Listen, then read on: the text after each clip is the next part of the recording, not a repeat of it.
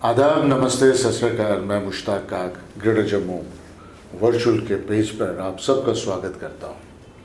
हाल ही में हमारे जम्मू कश्मीर में फिल्म्स को लेके बहुत काम हो रहा है। हमारे जम्मू कश्मीर की फ़िल्म पॉलिसी भी बन गई और उस फिल्म पॉलिसी को लेके भी काम हो रहा है और उसके जैसे फिल्म पॉलिसी सर्कुलेट हुई वैसे ही हमारे लोग भी सक्रिय हुए और बहुत अच्छा लगा कि हमारी आने वाली पीढ़ी इसमें बढ़ चढ़कर हिस्सा ले रही है। हाल में जम्मू फिल्म फेस्टिवल हुआ। वो नाम जम्मू फिल्म फेस्टिवल तो है लेकिन इंटरनेशनल जम्मू फिल्म फेस्टिवल रहा, जिसमें राष्ट्रीय स्तर पर अंतर्राष्ट्रीय स्तर पर फिल्में आईं और कमाल की फिल्में थी। शॉर्ट फिल्म्स थी, डॉक्यूमेंट्रीज थी, फीचर फिल्म थी और उस फेस्टिवल में जम्मू कश्मीर का एक अलग सा सेगमेंट रखा हुआ था, जिसमें हमारी कुछ रीजनल भाषा की फिल्में भी आईं और बहुत अच्छा रहा। 2 दिन का इवेंट था और उसमें पुरस्कार जिनको भी मिले उनको भी। और सबसे बड़ी बात यह है कि जम्मू में ये उस फेस्टिवल का दूसरा सीज़न था। आज हमने अपने स्टूडियो में उस फिल्म के एक हिस्से को, जो कि एक ऐसे टीम है जिस टीम का एक ये कहा जा सकता है कि आहिस्ता एक प्रोसेस से काम किया हुआ है उनकी फिल्म अंतर्राष्ट्रीय स्तर पे भी पुरस्कार मिला है, उनके आर्टिस्टों को भी पुरस्कार मिला है, उस फिल्म के निर्देशक को भी पुरस्कार मिला है। और कमाल की बात ये है, मैं बड़े गर्व के साथ कह सकता हूँ फक्र, कि ये सब लोग रंगमंच से जुड़े हुए हैं। रंगमंच की एक तरबियत लेके और उसके बाद अपनी ज़िंदगी की भागा दौड़ी में कोशिश की है, ना कि सरकारी तंत्र पे उम्मीद रख के अपने से। सबसे बड़ी खूबी ये है कि मेरा ये कहना कि बिल्ली के गले में एक बार घंटी तो बांधो और उसके बाद बिल्ली जहाँ जाएगी घंटी बजती जाएगी। और इन बच्चों ने बिल्ली के गले में घंटी बांधी। उस फिल्म के डायरेक्टर, राइटर और उस पूरी टीम को लेके चलने वाले तारुफ के मोहताज नहीं, मीडिया में ऑलरेडी रंगमंच से जुड़े हुए हैं। वो रंगमंच में उनकी अपनी एक पहचान है, टेलीविज़न में उनकी अपनी एक पहचान है और कुछ फिल्म्स को लेके भी उनकी अपनी पहचान है। अब full fledged as a producer, director, writer film line में आ गए हैं। कोई और नहीं, इरफान चौधरी।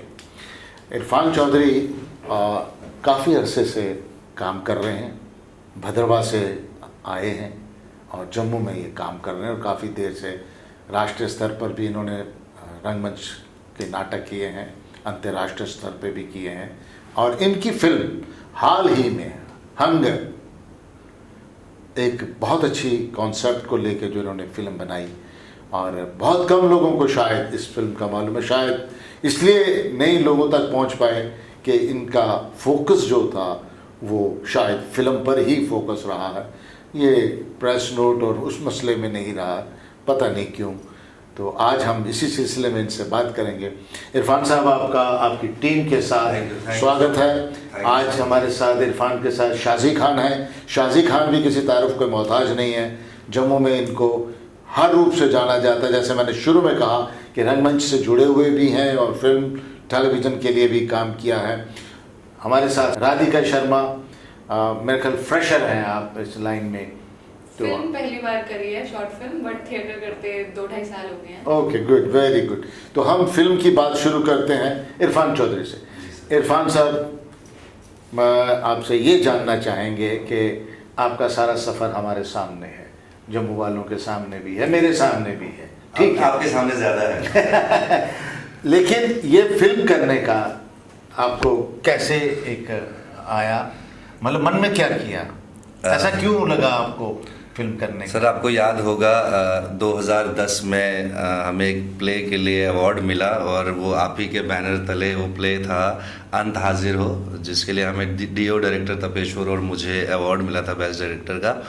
तो एक एक्टिंग लाइन से डायरेक्शन की तरफ आने का वो पहला वक्त था उसके बाद मैंने थोड़ा राइटिंग पे काम किया कि थोड़ा सा राइटिंग को कुछ, क्योंकि मेरा ऑफिस जानीपुर में हुआ करता था, वहाँ पे मेरे ऑफिस के साथ में सिर्फ स्लम्स के लोग आगे पीछे घूमते थे, तो कुछ उस वहाँ से कुछ चीज़ें मैंने ग्रैब की और एक स्टोरी लिखना शुरू किया।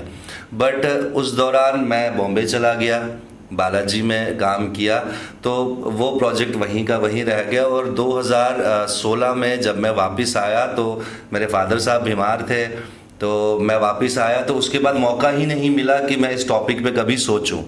तो लास्ट ईयर उनकी वफ़ात हुई, तो फिर मैंने निकाला कि मैं यार देखूं वो फिल्म जो मैंने लिखी हुई थी, अब उसके पेजेस भी नहीं थे, बट मुझे लगता था कि ये जो हंगर की स्टोरी है ये उस टाइम भी वही चीज़ें होती थी औरतों के साथ, वो आज भी होती हैं और मुझे लगता है आगे जाके भी होंगी, किसी न किसी अलग तरीके से होंगी, लेकिन हरास किया जाएगा औरत को, उस पर अत्याचार किया जाएगा। तो ये अपने आप में नई स्टोरी थी।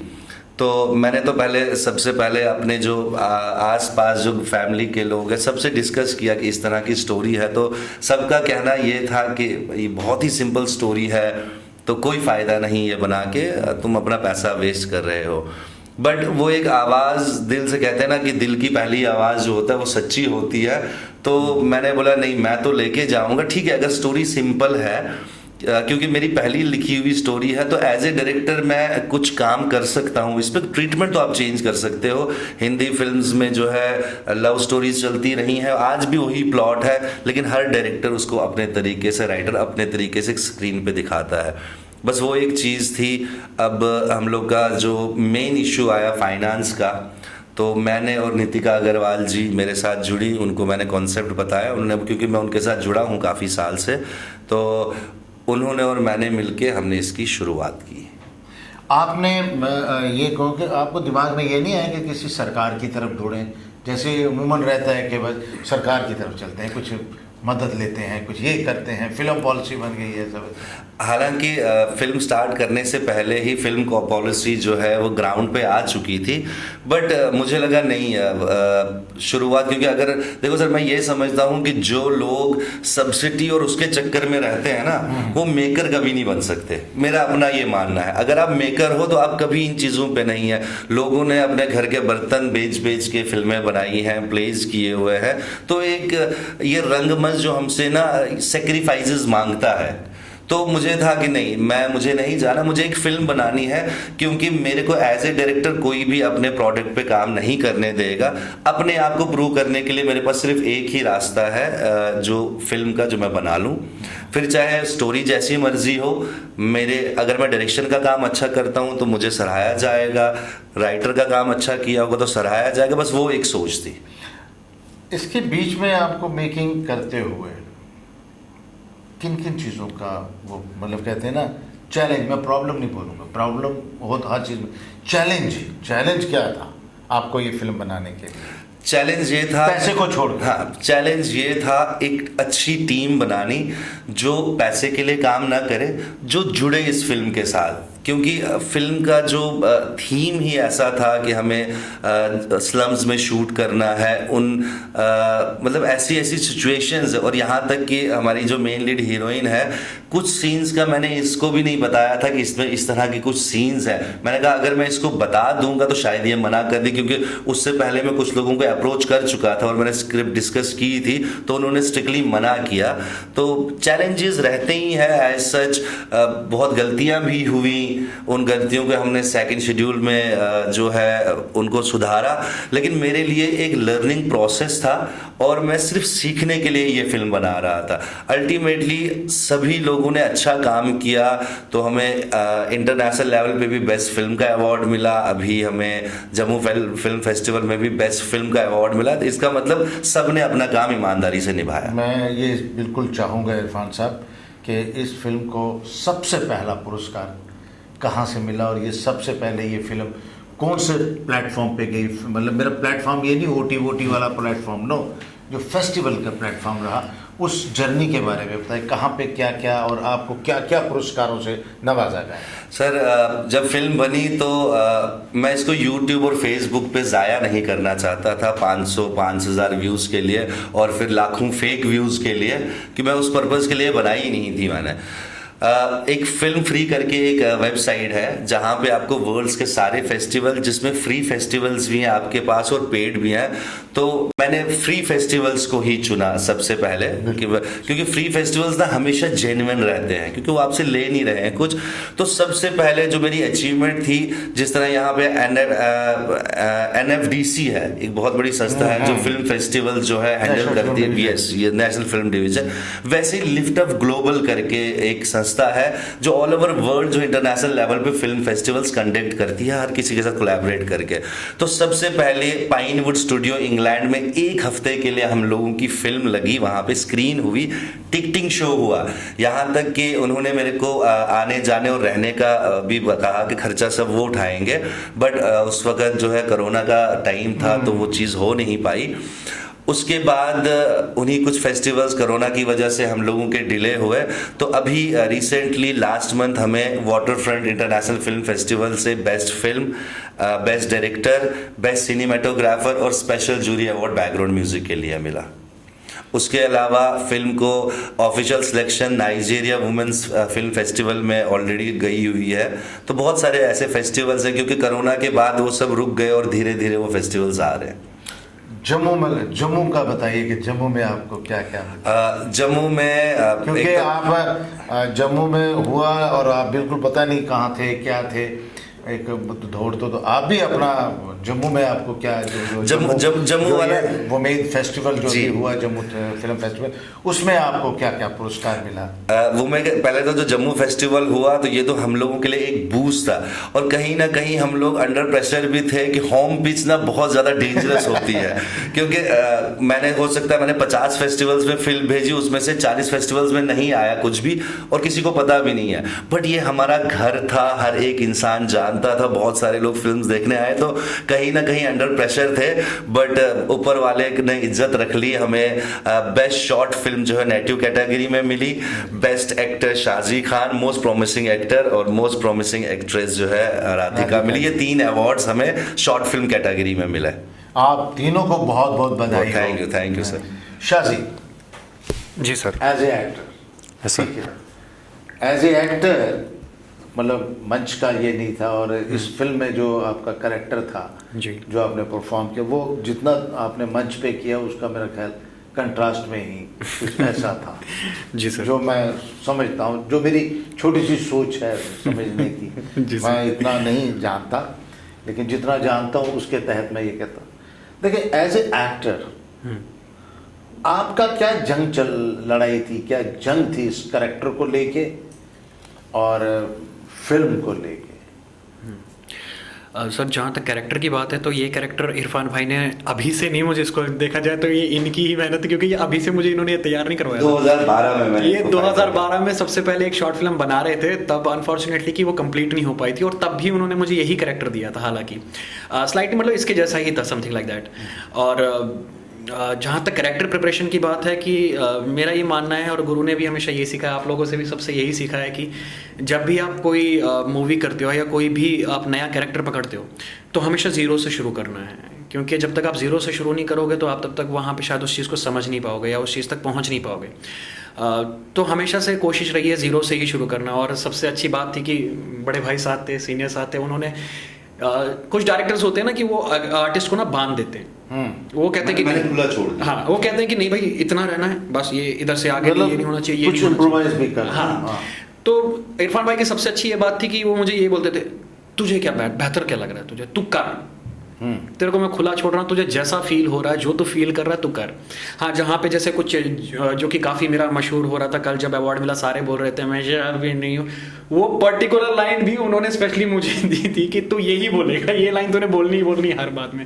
इवन कि एक इमोशनल सीन आते, इमोशनल सीन के बाद इन्होंने बोला वापस तू उस मूड में आएगा और तू वही लाइन बोलेगा, और कहा भी था कि ये तेरे कैरेक्टर की टैग लाइन बनेगी, और यकीनन वही टैग लाइन बनी मेरे कैरेक्टर की, क्योंकि सबको लोगों ने सिर्फ यही चिल्ला रहे थे, मैं शराबी नहीं हूँ, मैं शराबी नहीं हूँ। तो ओवरऑल देखा जाए तो क्योंकि माहौल इतना अच्छा था उस जगह का, और उस स्लम में जहाँ पे हम कर रहे थे, और मैंने पहली बार देखा कि स्लम के लोग भी इतने ज़्यादा सपोर्टिव थे मतलब वहाँ पे, और बहुत ज़्यादा उनकी जो मेंटालिटी थी, ऐसा लग नहीं रहा था कि आप स्लम में करो, ऐसा लग रहा था कि बड़े ही मतलब एजुकेटेड लोग हैं जो कि आपको सपोर्ट कर रहे हैं साथ में। और उसके साथ साथ Radhika, she has done a fantastic job, मतलब उस जिस तरह से वो रिएक्ट कर रही थी, कहते हैं कि जब आपका को आर्टिस्ट अच्छा होता है ना तो आपको एक बूस्ट मिल जाता है। उसने जिस तरह से काम किया और जिस तरह से रिएक्शन दे रही थी, तो ऑटोमेटिकली मुझे भी सपोर्ट मिल रहा था। डायरेक्टर का सपोर्ट तो था ही था, और साथ में फिर टेक्निकल टीम इतनी अच्छी होती है जब एक लोग हर कोई अपनी मेहनत से लगन से काम कर रहा है, फिर ऊपर से आसपास का जो स्लम का माहौल था वो इतना सपोर्टिव थे, फिर आपकी जो मेन एक्ट्रेस है, लीड एक्ट्रेस, वो जब आपको इतना अच्छा सपोर्ट देती है तो सर वो तो बूस्ट हो ही जाता है। ये यहाँ पे मैं एक चीज़ ऐड ऑन करना चाहूँगा कि ये चीज़ हमने आप ही से सीखी हुई है, क्योंकि एक लंबे अरसे तक हम लोग सर की छत्र छाया में रहे कि आर्टिस्ट को खुला छोड़ दो, पहले देखो कि वो आपको क्या दे रहा है, जहाँ पे कम है जहाँ पे ज़्यादा है तो वहाँ पे आप उसको कंट्रोल कर लो। तो मैंने शाजी को खुला छोड़ दिया कि मैंने कहा जब तक तेरे कैरेक्टर का क्लाइमैक्स नहीं आता है, मुझे तेरे को सबसे गंदा दिखाना है, तेरे पास सिर्फ एक ही लाइन है, मैं शराबी नहीं हूँ। ये लोगों को बाद में पता चलेगा कि क्या बोल रहा है। और इस फिल्म के थ्रू मैंने सोसाइटी के ना थोड़े थोड़े से कुछ इश्यूज उठाए हैं इस कैरेक्टर के थ्रू, राधिका कैरेक्टर के थ्रू, कि हम एक इंसान को शराब पी के गंदगी में पड़ा हुआ गंदा वो नहीं है जब तक आपकी सोच गंदी नहीं है। तो वो कुछ सोसाइटी के कुछ ऐसे एलिमेंट्स लेके मैंने इस फिल्म में यूज़ किए हैं वो, लेकिन वो स्टोरी का पात्र ही रखे हैं मैंने उस तरह से स्टोरी ली हुई है। राधिका, जैसे राधिका रंगमंच से जुड़ी हुई हैं, रंगमंच पे काम किया और पहली बार किसी मतलब स्क्रीन पे आई, पहली बार फिल्म की, और ऊपर वाले की मेहरबानी से अच्छी रही। जहाँ भी फेस्टिवल में गई पुरस्कार मिला, बहुत अच्छा। आपको पहले तो बाहर जो आपको पुरस्कार मिले उसकी बधाई हो, और दूसरा रिसेंटली जो जम्मू फिल्म फेस्टिवल हुआ वो मेद की तरफ से, उसमें भी आपको पुरस्कार मिला, आपको उसकी भी बधाई हो। बहुत बहुत शुक्रिया सर। राधिका, जो करेक्टर आपने किया है, जो करेक्टर आपने इस फिल्म में किया है, क्या कभी आपने इस तरह के करेक्टर्स को देखा है सोसाइटी में?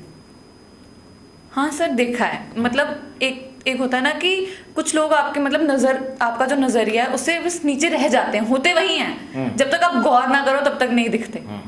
तो कभी इतना ज्यादा गौर नहीं करा था पहले, बट जैसे जब कैरेक्टर के बारे में सुन लिया था तब से थोड़ा थोड़ा करना शुरू किया, तो फिर ऐसा लगा हाँ हमने शूटिंग में ये भी करा था, हाँ हमने ये भी करा था। तो उस चीज से ना काफी हेल्प मिली और सोसाइटी को थोड़ा और क्लोजली देखने का मौका मिला। जैसे हम एक्टिंग में कहते हैं कि आप ऑब्जर्व करो, हाँ, कैरेक्टर को ऑब्जर्व करो। तो आपके सामने उस तरीके की लड़कियां या औरतें या कभी गुजरी आपकी नजर के सामने से इस तरह के कैरेक्टर्स जो आपने फिल्म में किए? हाँ सर, कह सकते हैं। जैसे वो कैरेक्टर था, वो कह सकते हैं इन अ सेंस कि वो लड़की बस अपनी हालात की वजह से लाचार थी, उसको मदद चाहिए थी किसी की।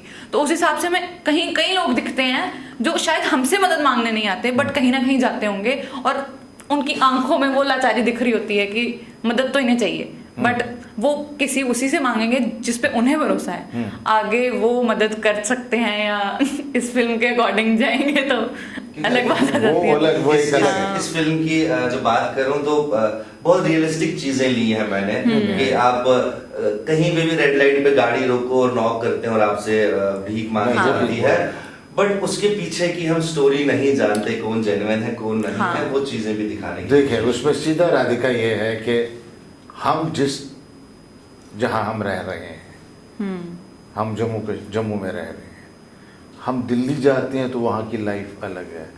वहाँ की रेड लाइट पे गाड़ी का रुकना और लोगों का आना, और जो वो लोग आते हैं भिखारी की शक्ल में, किसी शक्ल में, वो अलग अलग कैरेक्टर्स हैं, ठीक है। हमारे जम्मू में जो रेड लाइट पे लोग रुकते हैं वो और तरीके के अलग हैं। अगर आप बॉम्बे चले जाएं तो बॉम्बे की रेड लाइट पे लोग अलग तरीके से आते हैं। लेकिन आपके कैरेक्टर को लेके, जैसे मैंने इसीलिए बार बार मैं आपसे पूछ रहा हूँ कि आपने अच्छा कैरेक्टर निभाया है, और मैं इसीलिए पूछ रहा हूँ कि ये जो कैरेक्टर आपका जो चल रहा था फिल्म में, ये इसीलिए आपने कहीं ना कहीं से देखा हुआ था, होता है। कई चीज़ें ऐसी होती हैं, कभी आप फिल्म देख रहे होते हैं, आप फिल्म देखते देखते कोई ऐसी इंसिडेंट, कोई ऐसा सिचुएशन आपको याद आता है कि यार ये मेरे साथ हुआ, हाँ या मेरी किसी फ्रेंड के साथ हुआ, या मेरी फैमिली के किसी घर के साथ। हम नाटक करते हैं, हम नाटक में कई कई चीज़ें बड़ी ऐसी देखते हैं। हमने इरफान को याद होगा, एक नाटक था मंटो की मम्मी, वो सोसाइटी को सफाई करने आई हुई है, और उसके बाद वो इतनी मस्ती में चल रहा होता है, लेकिन लास्ट में एक स्ट्रोक लगता है कि अब ये गंदगी है। मम्मी को अगर गंदगी कहते हो आप, अगर ये यहाँ पे गंद, जहाँ हम इसको शिफ्ट करेंगे तो वहाँ भी तो गंद ही जाएगा। तो उस तरीके, तो आपकी कभी जो अब आपको एक मतलब वहाँ पे वो जो करेक्टर है वो करने में, और आपकी रियल ज़िंदगी में है ना, घर में खाना खाना और वहाँ पे खाना खाना, और उसमें तो वो क्या लड़ाई लड़ते थे आप? How to prepare your actor, आप कैसे तैयार करते थे उस करेक्टर को? सर वो बात तो है कि कैरेक्टर बहुत चैलेंजिंग था, कह सकते हैं कि भगवान की दया से फिलहाल हम जिस सोसाइटी में रह रहे हैं, जिस माहौल में रह रहे हैं, वो वैसा बिल्कुल नहीं था। वो बहुत ज़्यादा अलग था कि वही जैसे जब हम वहाँ पे पहुँचे थे ना, जो कि झोंपड़ी में, स्लम्स में जब पहुँचे कि यहाँ शूट करना है, पहले तो आसपास की बदबू, उस सब में इतना वो मन खराब हुआ कि यहाँ पे अगर पानी भी पी रहे थे ना, लग रहा था कि पानी नहीं पिया जाएगा, गले से नीचे नहीं उतरेगा कुछ। लेकिन फिर धीरे धीरे माहौल के साथ, कैरेक्टर के साथ, कि अब जब काम शुरू कर रहे हैं, धीरे धीरे सबके सपोर्ट से, और इतनी कह सकते हैं कि एक्टिंग जब आ जाता है कि अब काम करने आए हैं, तो इतनी तैयारी दिमाग में लेके आए थे कि अब एक्टिंग करना है, काम करने आए हैं। आप सेटिस्फाई हैं जो आपने किया? हाँ कह सकते हैं, लेकिन इतनी जल्दी आप satisfy हो गए? सेटिस्फाई इन द सेंस कि मैं ये नहीं कहूंगी कि मैंने बुरा किया, लेकिन उससे अच्छा तो हो सकता था। एज ए एक्टर आपके लिए चैलेंज रहते हैं हमेशा, ठीक है ना? तो इरफान साहब, सेटिस्फाई तो होना भी नहीं चाहिए कभी। इरफान साहब, आपने फिल्म के बारे में ब्रीफ कर दिया, आर्टिस्टों ने अपना ब्रीफ कर दिया। अब लास्ट में मैं ये चाहूँगा कि इसके बाद व्हाट इज़ नेक्स्ट, आगे क्या है, और आप जम्मू में या जम्मू कश्मीर में फिल्म मेकिंग को कहाँ देखेंगे? इसके बाद सर फ़िलहाल मेरा एक बड़ा प्रोजेक्ट है, क्योंकि मेरे को ना मुझे लगता है कमर्शियल सिनेमा में मेरे को इंटरेस्ट नहीं है, क्योंकि एक लंबा अरसा थिएटर से रहा है और बहुत सारा काम किया है उसमें, तो कमर्शियल वाली तरफ मेरे को नहीं है इंटरेस्ट। वो थिएटर की बहुत सारी चीज़ें मुझे काम आई, खास करके इसमें रियलिस्टिक फिल्म में। तो नेक्स्ट जो मेरा प्रोजेक्ट है ऑलरेडी रेडी है, वो किन्नर्स पे है, कि उनकी ज़िंदगी पे है, तो सोशल इश्यूज़ पे ही रहूँगा फ़िलहाल। ऐसा नहीं है कि मैं कमर्शियल नहीं करूँगा, लेकिन फ़िलहाल अभी नहीं करूँगा। और जहाँ तक रहा सवाल फिल्मों का जम्मू में जो बन रही हैं, तो मुझे लगता है मेरी और हर किसी ने ना ये सोच रखा है कि फिल्म जो है ये मजाक है, ये बस आपका वो सिटी चौक में गया हुआ हलवा है जो आपने 5 और 10 रुपए का लिया और सेल्फी ली और आपने घर लेके गए और परोस दिया। Film it's a very tough job. मैं बोलता हूँ बहुत मुश्किल काम है ये, क्योंकि क्रिएटिविटी का काम है और आप बेस्ट कभी नहीं हो सकते। मैं चाहे ऑस्कर भी ले लूं, लेकिन मैं ये एक्सपेक्ट नहीं कर सकता हूं कि ये एंड है क्रिएटिविटी का, उससे अच्छा भी कोई कर सकता है। मैं हर किसी को हमेशा ये बोलता हूं कि आप अगर 4 गाने 1 महीने में बना रहे हो, हर गाने का आपने 10,000 बजट रखा है, आपका 40,000 हुआ, तो 40,000 का एटलीस्ट एक अच्छा प्रोडक्ट बना लो जो हमारी इंडस्ट्री को बूस्ट करेगा। यहाँ पे आप 4-4 फिल्में बना रहे हो, आप एक बनाओ, उस पर वर्कआउट करो। हमने बहुत ज़्यादा वर्कआउट किया हुआ है, टेक्निकल टीम इस तरह की ली 2 महीने, यहाँ तक हम लोग का जो फर्स्ट स्केड्यूल था उसके और दूसरे स्केड्यूल के बीच में 1.5 महीने का हमने वो रखा हुआ गैप रखा, वर्कआउट कर रहे थे क्या चीज़ें नई क्या कर सकते हैं। क्योंकि जब आप फिल्म स्टार्ट करते हो ना, आपको 2 चीज़ें डिसाइड करनी है, आप फिल्म किस लिए बना रहे हो, पर्पस क्या है आपकी फिल्म का। आपका YouTube पे फेक फॉलोअर्स के लिए या Facebook पे फेक फॉलोअर्स के लिए, अपनी खुशी के लिए बना रहे हो या सोसाइटी को कुछ देने के लिए बना रहे हो, वो आपको सबसे पहले डिसाइड करना पड़ेगा। पहले दिन शूट हुआ, दूसरे दिन शूट हुआ, और पहले मैंने सोचा कि निकाल देते हैं, नहीं, फिर मैंने सोचा नहीं, इस पे और खर्चा 2 लाख रुपए का होगा, मेरे पास पैसे ख़त्म है अभी, ठीक है, रुक जाता हूँ। मेरी फर्स्ट फिल्म है, अच्छे से बनाता हूं ताकि 4 लोग मेरे को जान भी लें इस फिल्म के माध्यम से। अदरवाइज कितनी फिल्म्स आती है, कोई देखता भी नहीं है, उनको कोई फायदा ही नहीं होता। बट हमारी फिल्म, हम ये नहीं बोल रहा हूँ कि इरफान ने बहुत कोई तोपची फिल्म बनाई, बट कोशिश की है कि समाज का आईना समाज को ही दिखाया जाए, क्योंकि ये चीजें होती हैं। तो बस यही एक सोच थी। साथियों, इरफान चौधरी जी की सोच फिल्म को लेके और अपने जम्मू कश्मीर के अंदर काम करने के बारे, उसके मुतालिक खूब बात हुई। शाजी से एक्टिंग, राधिका जी से भी बात हुई, अच्छा लगा। मैं आप सबको एक बार फिर ग्रेटर जम्मू वर्चुअल की तरफ से मुबारकबाद देता हूँ। Thank you so much। आप इसी तरह आगे जो जहाँ जहाँ आपकी फिल्म गई है वहाँ भी आपको पुरस्कार मिले। और आप सब लोगों से गुजारिश है कि आप मेहरबानी करके इसे शेयर कीजिए, लाइक कीजिए और अपने कमेंट ज़रूर लिखिएगा। हमें आपके कमेंट्स का इंतज़ार रहेगा। और हम यूट्यूब पे ग्रेटर जम्मू वर्चुअल के नाम पे, इंस्टाग्राम पे और ट्विटर पे और फेसबुक पे अवेलेबल हैं। इसके साथ ही इजाज़त चाहता हूँ। जय हिंद।